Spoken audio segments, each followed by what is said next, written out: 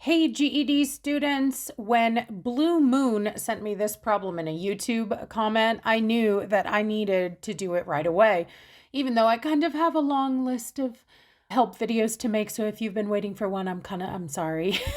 I'm behind. But anyway, wanted to get to this one right away for a couple of reasons. One, it's very typical GED style.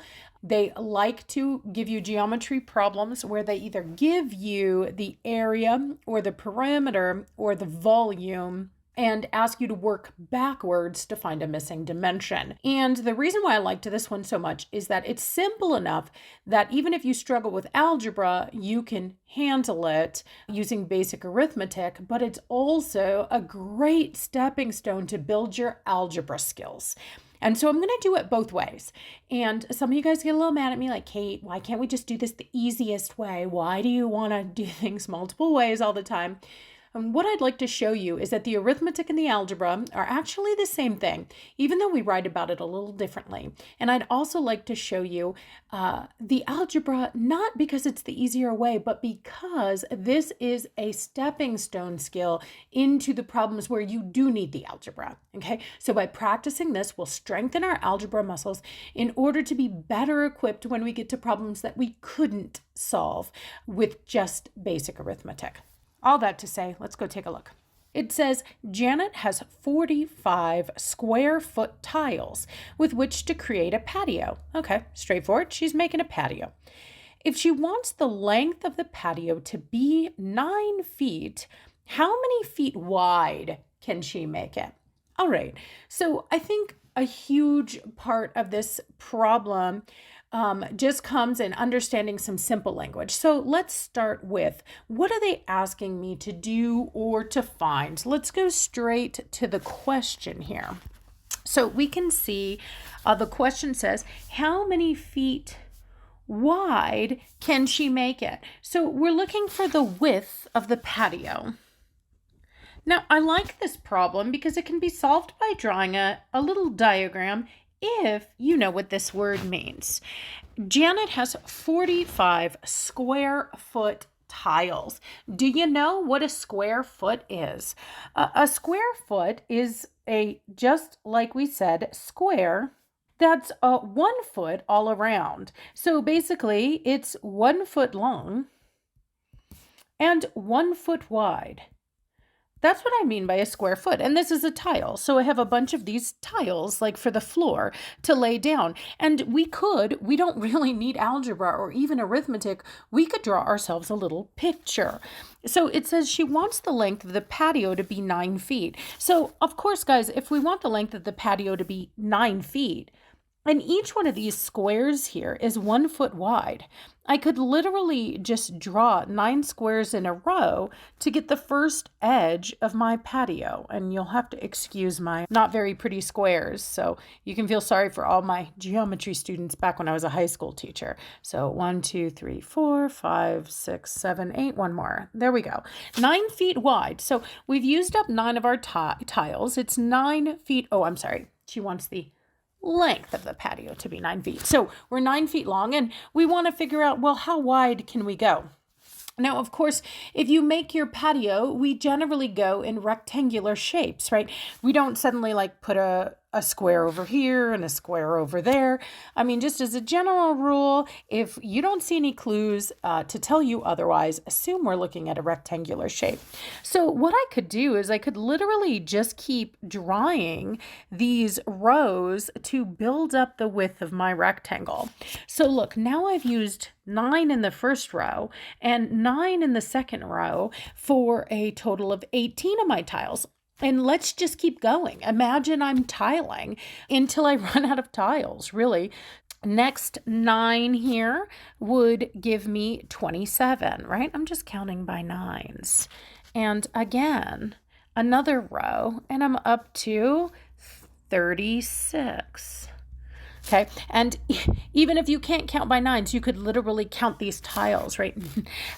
So no excuses that you're not good at your 9 times tables. And then we try another 9. We are already up to 36, and we count these guys, 37, 38, 39, 40, 41, 42, 43, 44, 45. Look at that. I've drawn a patio using all 45 tiles that's 9 feet long. And now it's easy enough to count how wide it's going to be. Each one of these tiles is 1 foot on the other side too.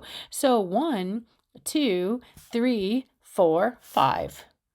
5 tiles, which is the same as 5 feet wide. Now you might be thinking, well, Kate, I don't necessarily have time to draw all these pictures. Isn't there an easier way? Well, yes, there is. Take a look at this diagram that I just drew for you. If we're making rows of equal sizes, the same number of tiles in each row, we're really multiplying, right? We even counted by 9s. So what I'm asking you here is 9 times what equals 45. So this is the way to think about it mathematically. 9 times what equals 45. Now, a lot of you guys know your 9 times tables, so you would be able to say to me, oh, Kate, I know how many times I'd have to lay down 9 tiles to get to 45. It would be 5 times. 9 times 5 is 45. And I'd say, great, that's awesome. But I want to point out to you that whenever you don't know how many times, I'm going to say that again, whenever you don't know how many times, you can work backwards. You can do the opposite of multiplication. And guys, what is the opposite of multiplication? It's division. You can say, well, if I take those 45 total tiles and I divide them into rows of 9 tiles each, how many rows will I end up with? Well, I'll end up with 5. And so that is 2 ways to think about that problem already, arithmetically. Okay, but now let's get to Blue Moon's question, because Blue Moon didn't say to me, how can I solve this using basic arithmetic? Blue Moon said, I can't figure out the formula. Could you please help? So just to assure Blue Moon, you don't have to use a formula, but the assignment he was working on, or she actually, I don't know, but the assignment Blue Moon was working on was one where we were practicing our basic formula skills. So what I'd like to do is show you how even when we use the GED formula sheet, we're basically doing the same math, even though we write about it a little differently. So let's go ahead and clear this out to think about this same problem using the GED formula sheet, the algebra. So whenever you're going to hit up the GED formula sheet with these geometry problems, my recommendation to you is you always think about, what shape am I looking at? There's formulas for circles, for rectangles, for prisms, for triangles, so many different things. So if you don't know what shape, you're going to be in trouble. And the second thing that you're going to need in order to select the formula is knowing whether your problem relates to perimeter, area, surface area, or volume. Those are the 4 types of shape measurements that we see on the GED. So perimeter, area, surface area, or volume. So we need to go looking now in our word problem for some clues. We already said that there were some clues about the shape. So one of the clues is just that it's a patio in general. Most patios you see, especially if you don't have any other clues that say otherwise, are rectangular. Another clue here is that they did use these words, the length and wide, but that refers to the width. And most of us know that the 2 dimensions of a rectangle are referred to as the length and the width. So lots of verbal clues here that the shape we're looking at is actually a rectangle. So first question answered. Now nice, because I know a rectangle is a 2-dimensional shape, which means that I'm either looking at perimeter or area. Surface area and volume only show up on 3-dimensional shapes. So I'm looking at a rectangle, a 2-dimensional shape. It's either going to be perimeter or area. How do I know which one I'm looking at? A few clues, again, in this word problem. Here's one of my clues. Square feet. I have a measurement in square feet. Anytime you hear about square units, you're measuring some type of area. Area is covering a 3D shape. You can't cover in regular lines, in regular feet. You have to cover something in squares, and so it's going to be square feet. So that's a big clue that it's area. And another thing is just that a patio would just cover the ground. Area is covering. We wouldn't just make a little line of a patio and leave grass in the middle. Perimeter draws a line around the outside of a shape, but area covers a shape with squares. So another big clue that I'm looking at area. So what shape? A rectangle.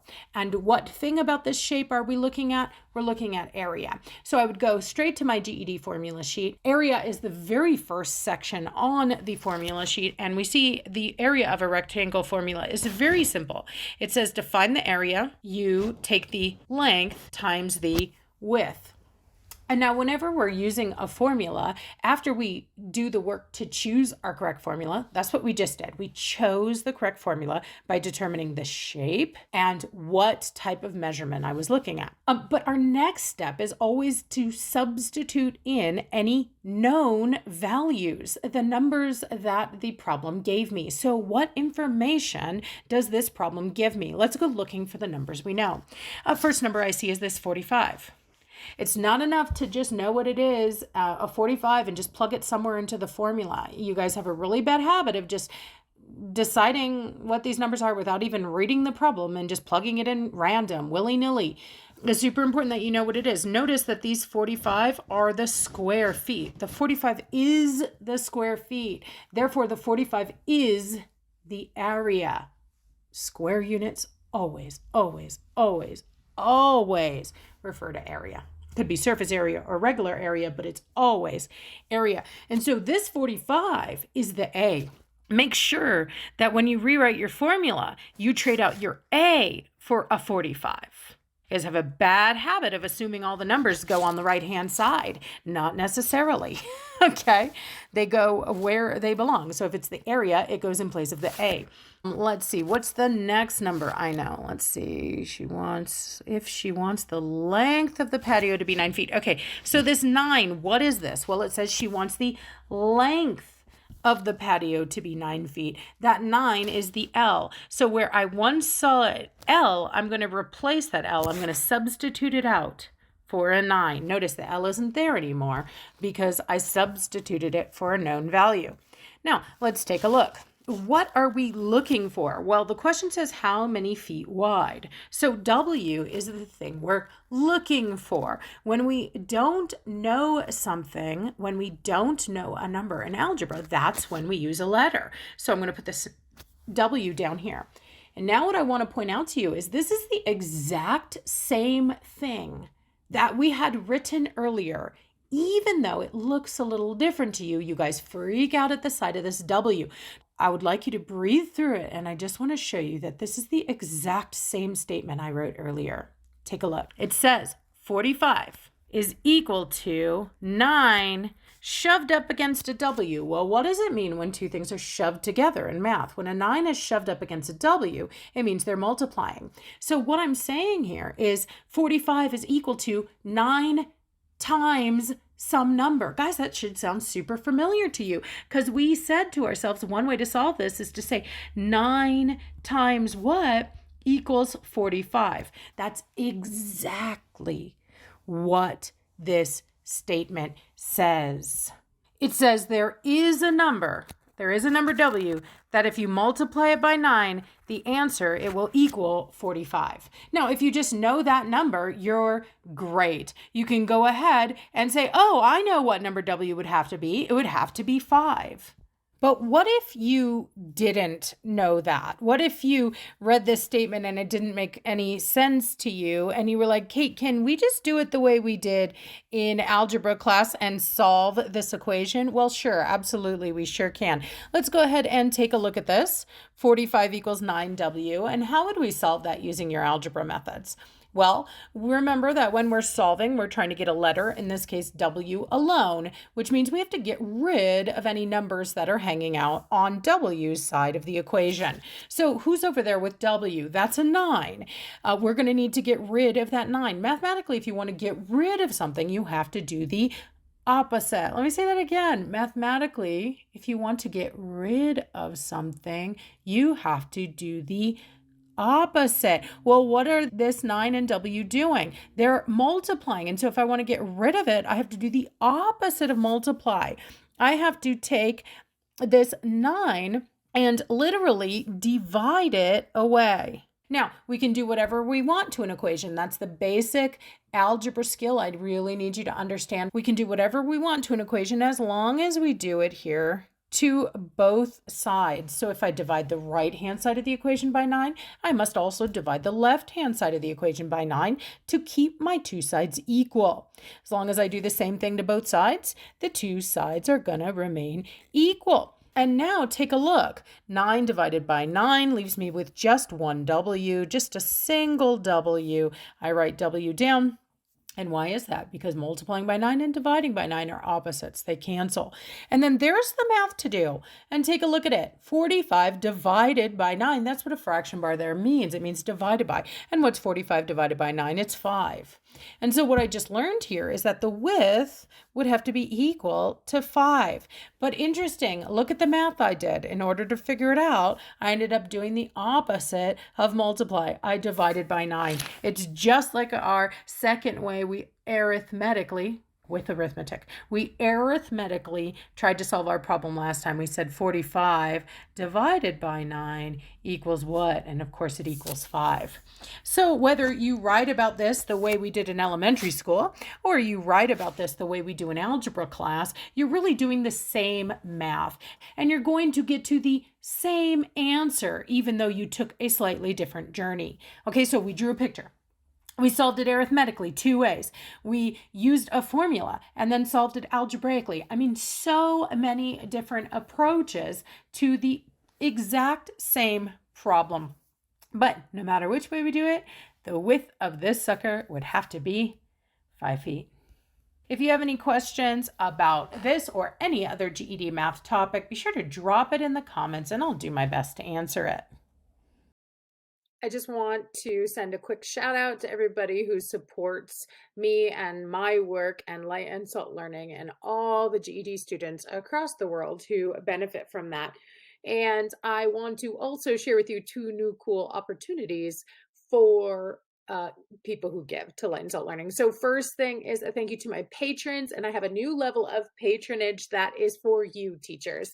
So if you are an adult education instructor or GED teacher or tutor, or even just a math teacher really, who's looking to up their game with struggling students, I've got some special resources for you. At the new Teachers in Training level of patronage over on Patreon, you can have access to exclusive tips and tricks from me on how to work with struggling students, most specifically in math. And my specialty is with students who have what I call symbolic processing issues. So, you know, those students you keep teaching and teaching and teaching, and math just keeps looking like a bunch of nonsense all over the page. Sometimes I joke with my students that it looks like visual vomit to them and they just can't seem to make sense of it.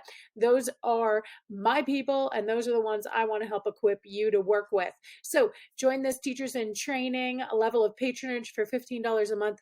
Have access to tips and tricks from me, as well as being able to request, you can tell me, I've got a student who's struggling with this. How can I help him? And I will be happy to make resources for you. So excited about that. I also want to thank all my faithful supporters who aren't getting anything out of it, but they're giving $15 a month just to be light and salt and make sure that GED students are equipped with the resources that they need to be successful. Thank you to you. Thank you to my supporters coming in at that $9 a month level, sprinkling a little salt there for students worldwide. And I appreciate my Shine a Little Light patrons as well at just $3 per month. This is an excellent way for GED students. I know y'all don't have a lot of disposable income, but if you want to pay it forward so the next generation of classes has access to the resources that you had, this is a great way. Shine a little light. And then, of course, thank you to everyone who has bought me a coffee in the last year since I've been doing this. Here is the full list. I'm going to run out of room soon, guys, and I'm going to have to do this a different way. But over the last year and a half, a lot of people have given a lot of coffee at $5 a cup. And I'm just so appreciate you. But 2 things I want to highlight. One, thank you for the new mic. I'm using a new mic. Here it is. Look at it. It's fancy. It's like a YouTube I've been on YouTube 8 years now, and I finally have decent audio quality. Yes! So for everyone who gave a special cup of coffee to buy the mic, thank you. There it is. And I'm excited. And then to those of you who just started giving for the tutoring student that I've been telling you I've been working with this girl for a decade. And she's working so hard, but she just keeps getting so many obstacles thrown in her path. And so a few of you had been giving cups of coffee for my student C to help to pay for her practice tests and her retests of her GED. And if that was you, thank you. If you want to give, you're able to do that on my Buy Me a Coffee page, but do make sure that you say that this is for C. And then I will know that it is to go for her needs. So thank you all so much, and happy learning.